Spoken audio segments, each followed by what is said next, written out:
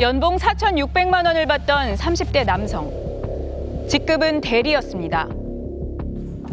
6년도 채 다니지 않은 회사를 그만뒀는데 퇴직금으로 50억 원을 받았습니다. 대한민국 직장인들에겐 꿈도 꾸기 어려운 신화 같은 이야기죠. 그 신화의 주인공, 바로 곽상도 전 국민의힘 의원 아들입니다. 그런데 아버지가 곽 전 의원이 아니었어도 무려 50억 원을 퇴직금으로 받을 수 있었을까요? 법원은 이 엄청난 금액을 놓고 아버지에게 준 뇌물은 아니라고 했습니다. 오늘 스트레이트는 그 50억 판결 꼼꼼히 따져보겠습니다. 퇴직금으로 50억 받은 것은 합법입니까? 불법입니까? 이런 사람들이 기득권 아닙니까? 50억 판결에 대한 분노는 곳곳에서 터져나왔습니다. 곽상도 아들이 받은 50억이 무죄라고 합니다. 어떻게 50억이 무죄가 될 수 있습니까? 검찰과 사법부가 공모한 거나 다름없지 않습니까? 불을 지핀 건 지난 8일 법원 판결입니다. 곽상도 전 의원에게 1심 법원이 무죄를 선고했습니다. 성남 대장동 개발 시행사인 화천대유 대주주 김만배 씨가 청탁과 함께 돈을 건넸다는 이른바 50억 클럽 등장인물인 곽상도 전 의원. 그의 아들 병채 씨가 화천대유를 그만둘 때 받은 퇴직금 50억 원에 대해 법원이 뇌물이 아니라고 판단한 겁니다. 7년 대학 후배인데 그 회사에 취직한다는 거. 그것도 어떻게 보면 과연 이게 순수하게 우연한 일이냐. 그것도 의심스럽죠. 그런 마당에서 또 굳이 계약을 10배로 거쳐가면서 지급하는 거. 미스터리 투성인데 그거를 다 판사는 일부러 눈을 감았다. 이렇게까지 볼 수밖에 없습니다. 곽 전 의원과 같은 당 인사들조차 비판에 가세했습니다. 그게 뇌물이지. 부패 한 축을 무죄를 내려버렸으니까 이건 국민의 상식으로 납득이 안 가는 거죠. 홍준표 대구시장은 검사의 봐주기 수사인지 무능인지 아니면 판사의 봐주기 판결인지 모르겠다고 꼬집었습니다. 하지만 곽 전 의원은 화천대유가 워낙 돈을 많이 벌다 보니 생긴 일이라면서 아무 문제가 없다고 주장하고 있습니다. 아들 퇴직금이 대가성이라는 또 의혹들도 있는데 이에 대해서 어떻게 생각하시나요? 그게 무슨 말씀이죠? 그 부분에 대해서는 그 회사가 지금 그 남들이 상상할 수 없는 돈을 벌었다는 거에 대해서는 다 아시지 않습니까? 그래서 이런 이상한 일들이 지금 생겼다고 저는 그렇게 생각합니다. 하지만 화천대유 공시자료를 보면요. 2016년부터 2020년까지 퇴직금 지출액은 적게는 수백만 원, 많아야 1억 원 남짓이었습니다. 하지만 곽 씨가 회사를 그만둔 2021년에 돌연 53억 7천만 원으로 폭등했습니다. 이 중 50억 원을 곽 씨가 받아간 거죠.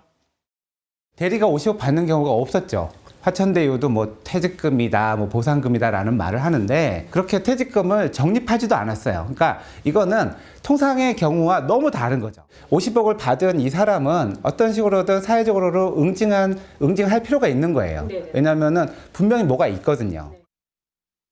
재판부도 곽 씨가 받은 돈이 사회 통념상 이례적으로 과하다고 봤습니다. 그러면서 아들이 아버지를 대신해 뇌물을 수수한 것은 아닌지 의심이 드는 사정이 있다고 뇌물 가능성까지는 인정했고요. 뇌물죄를 판단할 때 핵심 요건인 곽 전 의원의 직무 관련성도 있다고 봤습니다. 국민의힘 부동산 투기 특별조사위원으로서 직무가 대장동 개발과 밀접한 관계가 있을 수 있다는 겁니다. 그런데도 재판부는 왜 곽 전 의원의 뇌물수수가 아니라고 봤던 걸까요? 그 결정적인 이유는 곽 전 의원이 아들과 함께 살지 않고 아들이 결혼을 해서 독립생계를 이뤘다. 이 둘은 이른바 경제공동체가 아니라는 겁니다. 그 아버지 입장에서는 결국 아들에게 어떤 사실상의 증여로서 그런 어떤 큰 거 하나 해준다 뭐 이런 생각으로 뇌물을 아들로 하여금 받도록 이렇게 했을 가능성이 많이 있는데 독립된 생계를 하고 있냐 아니냐에 따라서 경제적 공동체이냐 여부가 달라진다라는 것은 너무 이상한 법리를 펴은 것이 아닌가. 마침 비슷한 시기에 나온 조국 전 법무장관 판결과도 비교가 됐습니다. 딸 조민 씨가 부산대 의학전문대학원 재학 시절 장학금으로 600만 원을 받은 게 청탁금지법 위반으로 유죄 판결을 받았죠. 아직 학생 신분으로 경제적 독립을 하지 않았기 때문에 부모에게 준 돈으로 볼 수 있다는 겁니다. 결혼도 안 하고 같이 생활하고 조국 교수가 돈을 주는 입장이기 때문에 이거는 유죄가 된 것이고 이거는 세대가 분리돼서 같이 안 살고 그리고 받았다라는 증거가 없기 때문에 뇌물수수가 안 되고 어떻게 보면 법원이 새로운 뇌물수수 방법을 알려준 거예요. 한기를 터준 거죠. 심지어 논란의 중심인 곽상도 전 의원조차 조국 전 장관에게는 매몰찼습니다. 부모하고 부모 간에 서로 얘기가 이제 지도교사하고 간에 얘기가 된 이후부터 이게 돈이 지급됐기 때문에 부모를 보고 부모 때문에 이제 돈이 나간 거다. 저희들이 이렇게 생각할 수밖에 없는 겁니다. 총장님 동의하십니까? 경제 공동체인지 아닌지 여부가 뇌물 사건에서 주목을 받은 계기는 박근혜 전 대통령의 국정농단 사건으로 거슬러 올라갑니다. 경제 공동체는 보통 이혼 소송 등에서 배우자 간 재산 분할을 할 때 쓰이는 법리기도 한데요. 대법원은 재작년 박 전 대통령 판결에서 삼성이 최순실 씨도 아닌 그 딸인 정유라 씨에게 준 말을 박근혜 대통령이 받은 뇌물로 봤습니다. 박 전 대통령과 정유라 씨의 어머니인 최순실 씨가 경제 공동체라는 판단을 내린 거죠. 범죄를 회피하는 수단으로 악용될 여지가 있을 때는 그 두 별개의 법인격을 하나의 경제 공동체로 묶어서 평가하는 것이 오히려 상식에 부합하는 결론을 낼 때가 있는 것입니다. 그래서 최순실 국정농단 사건 때도 저희가 그런 박근혜 전 대통령과 최순실은 사실상 이익공동체였다. 대통령은 나는 한 푼도 받은 적이 없다. 그렇지만 사실상 통치자금을 관리했던 거 아닙니까? 라는 논리로 이제 사실은 처벌을 받았던 전례가 있는 거고. 그런데 곽 전 의원의 경우는 정반대로 혈육관이라도 분가를 했으면 부양 의무가 사라지므로 각자 받은 돈은 별개라는 근거로 활용된 겁니다. 재판부가 진상규명을 위해 검찰 보완 수사를 요구하는 등 노력을 기울이지 않았다는 지적도 나왔습니다. 판사도 이게 부족하게 나오면 촉구를 하거든요, 입증을. 이거는 이 판사의 어쩜 뭐 재량이기도 하지만 사건을 재판을 하면서 일종의 의무예요. 성명권 행사를 해서 좀 제대로 이거를 공소 유지를 하든지 공소장을 바꾸든지 해라라고 얘기를 하면 검사가 알아듣고 그걸 바꾸는 경우들이 꽤 많아요. 근데 그거를 했다는 흔적이 없어요. 왜 이 뇌물죄에서만 유독 그렇게 했는지. 처음부터 검찰이 제대로 수사하고 기소를 했다면 어땠을까요? 이미 수사 단계부터 김이 빠져 있었다는 비판이 높습니다. 검찰이 곽 전 의원과 아들 병채 씨의 수사에 착수한 건 재작년 9월입니다. 뇌물의 경우 특가법상 가중처벌 대상으로 받은 돈이 1억 원 이상만 돼도 무기 또는 10년 이상의 징역에 처해집니다. 뇌물죄로 드러날 경우 세전 50억이란 액수는 중형이 불가피한 중대범죄인데 검찰 압수수색은 곽병채 씨의 집에 한 차례, 곽상도 전 의원의 자택과 사무실에 한 차례 이루어졌고 구속영장 청구 전에 출석 조사는 각각 한 번뿐이었습니다. 그나마 곽 전 의원에 대해 청구한 첫 번째 구속영장은 증거 부족으로 기각됐고 수사 시작 1년여 만에 재신청을 해서야 발부됐습니다. 특히 검찰은 뇌물수수 혐의에 대한 공범으로 아들은 기소조차 하지 않았습니다. 즉 병채 씨가 받은 50억 원이 곽 전 의원에게 전달이 된 건지 제대로 확인도 못한 채 곽 전 의원만 기소를 했다가 결국 무죄가 났다는 지적입니다.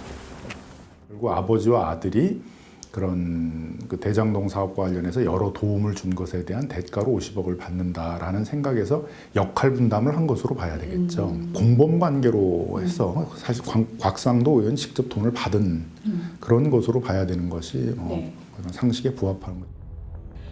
뇌물수수죄 입증이 어려울 경우를 대비해 예비적으로 제3자 뇌물수수 혐의도 적용했어야 한다는 지적도 있습니다. 공무원 등이 청탁을 받고 본인이 아니라 제3자에게 뇌물을 주도록 한 경우 적용되는 혐의인데요. 지난 2006년 이남기 전 공정거래위원장은 SK텔레콤에서 기업 결합심사와 관련한 선처를 부탁받고 자신이 다니던 절에 10억 원을 시주하도록 했다가 제3자 뇌물죄로 처벌을 받았습니다. 피고인들은 그 사건에서도 불심에 의해 시주했다라고 주장했어요. 나의 믿음으로 시주했다라고 주장을 했어요. 근데 재판부가 우호적인 처분을 바라는 관계가 아니었다면 과연 이 시주가 일어났을까를 국민적인 눈높이로 생각해 본다면 이거는 대가를 바란 뇌물이라고 볼 수밖에 없습니다라고 판결을 했다는 거예요. 하지만 대가성이 폭넓게 인정되는 단순 뇌물수수죄와 달리 제3자 뇌물죄의 경우 부정한 청탁을 구체적으로 입증해야 합니다. 이 때문에 곽 전 의원의 경우 제3자 뇌물죄 혐의를 추가했더라도 현재 수사된 내용만으로는 유죄가 나기 힘들었을 거라는 지적도 있습니다. 대가성이 부정이 돼가지고 지금 무죄가 나왔거든요. 결국 검찰이 수사가 부족했고 또 공소유지 과정에서 그런 공소의 죄목을 잘못 정했다라고 볼 수밖에 없는 거거든요. 본인이 받지 않고 제3자가 받았다라고 하더라도 제3자 뇌물죄가 있거든요. 수사를 통해서 왜 그 금원이 아들에게까지 가야만 했는지를 밝혔어야 되는데 그걸 밝히지 못했다라고 하면은 수사의 무능일 것이고 만약에 이것을 고의적으로 덮어주기로 했다 그러면은 그건 검찰의 정치적인 중립을 위반하는 문제가 되거든요. 결국 수사 단계에서부터 잘못됐다라는 비난이 거세지자 검찰은 수사 인력을 보강하고 항소심 대비에 만전을 기하겠다고 밝혔습니다.